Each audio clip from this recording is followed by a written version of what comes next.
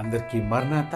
ప్రభు అయిన యేసు క్రీస్తుల ప్రతి విశ్వాసి జీవితం పట్ల ఆయనకు ఒక నిర్దిష్టమైనటువంటి ఏర్పాటు, ఉద్దేశం, ప్రణాళిక ఉందని మనం గ్రహించాలి. ఎలాగంటే ఆయన తన కృపను బట్టి మనలను రక్షించి పరిశుద్ధమైన పిలుపుతో మనలను పిలిచెను అనగా, మరి ఎప్పుడు పిలిచాడని మనం చూసినప్పుడు జగత్తు పునాది వేయబడక ముందే ఆయన మనల్ని పిలిచాడు. ఎందుకు అంటే తన ఎడల పరిశుద్ధముతోనూ నిర్దోషులమై ఉండవలనని జగత్తు పునాది వేయబడక ముందే ఆయన ఏర్పరచుకొనెను అని మన దేవుడు పలుకుతున్నారు.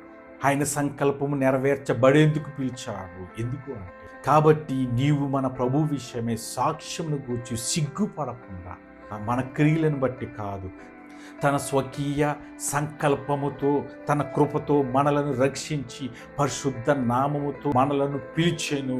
ఈ భూమి మీద మన పిలుపు ఎలా ఉంటుందంటే 3 రకాలుగా ఉంటుంది. ఒకటి సాధారణమైన పిలుపు అనగా మన కొరకు ఆయన మూల్యాన్ని చెల్లించాడు, అంటే తన ప్రాణాన్ని ఇచ్చేస్తాడు. ఇది గ్రహించాలి. ఎందుకంటే మనము విలువ పెట్టి కొనబడిన వారు.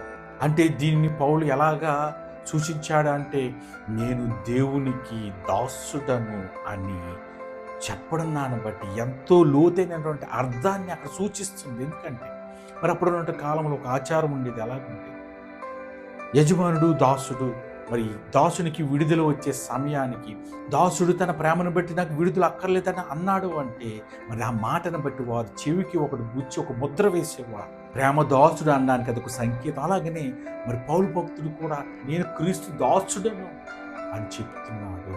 రెండోది చూసినప్పుడు ప్రత్యేకించబడినటువంటి పిలుపు. అది ఎలా ఉంటుంది అంటే దేవుడు మరి పౌలుకి ఒక ప్రత్యేకమైనటువంటి పిలుపునిచ్చాడు. ఏమిటంటే అపోస్తులుగా ఉండడం మనకు కూడా, తన విశ్వాసులైన దేవుని ప్రజలకు కూడా ఒక ప్రత్యేకమైన పిలుపునివ్వడానికి ఆయన సిద్ధంగా ఉన్నాడు.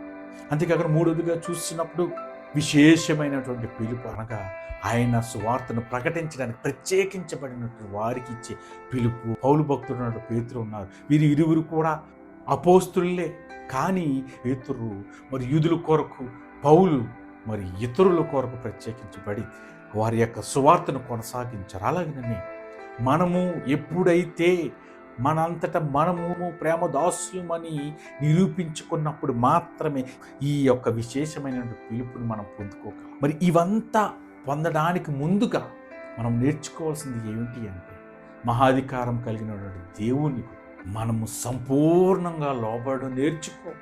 కనుక మనము కూడా ఆయనకు సంపూర్ణంగా లోబడి ఈ విశేషమైనటువంటి పిలుపునందుకు గొప్ప ధన్యత వీక్షిస్తుంది మీ అందరికీ కలుగును గాక. ఆమేన్. మరణాత.